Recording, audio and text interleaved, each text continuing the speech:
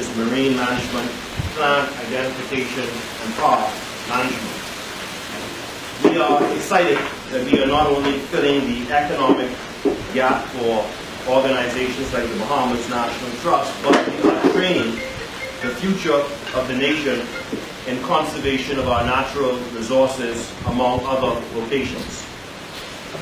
For the 60 apprentices that are presently assigned here at the Bahamas National Trust, some are currently receiving specialized training in a naturalist program, others are in building maintenance, greenhouse upkeep, and even more so, there are others receiving training in the media and in administration. In many instances, this is the first job for our participants in this program. But for all of the participants, they are apprentices to the areas that they are specifically assigned.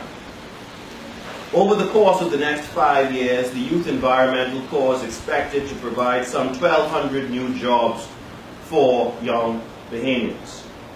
Through this program, the forestry unit in my ministry is expected to receive 200 persons over the next 5 years, while the Bahamas Public Parks and Public Beaches Authority is expected to hire 100 to 300 young persons. Of course, additional participants will be sent to the Bahamas National Trust, who has an extensive marine park management system, including marine and terrestrial areas. For us, we know that YEC got off to a fairly rough start. Indeed, the YEC started on October 3rd, and due to the passage of Hurricane Matthew a few days later, it was put on hold. But I'm happy to see that we are now forging ahead and moving in the right direction. I want to personally thank the participants of the YEC who are not here but are deployed at the Botanical Gardens.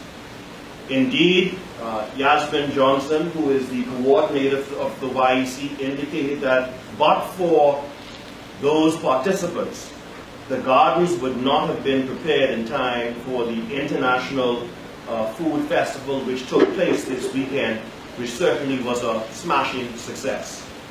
We have seen the work of the Youth Environmental Corps here at the retreat, with the work that they've done in the aftermath of Matthew, and even at the primeval forest.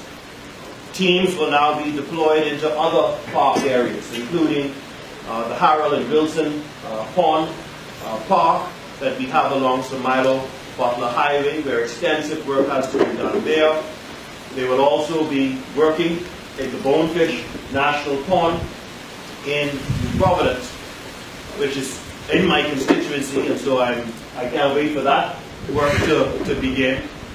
But also I want to indicate that the YEC is also going to be an integral part of the creation of the Lake Kalani National Park, which is a park that the Prime Minister foreshadowed in his budget communication in June. And so this is a meaningful opportunity to create green and blue jobs specifically targeted at our young people. The training associated with this program is real.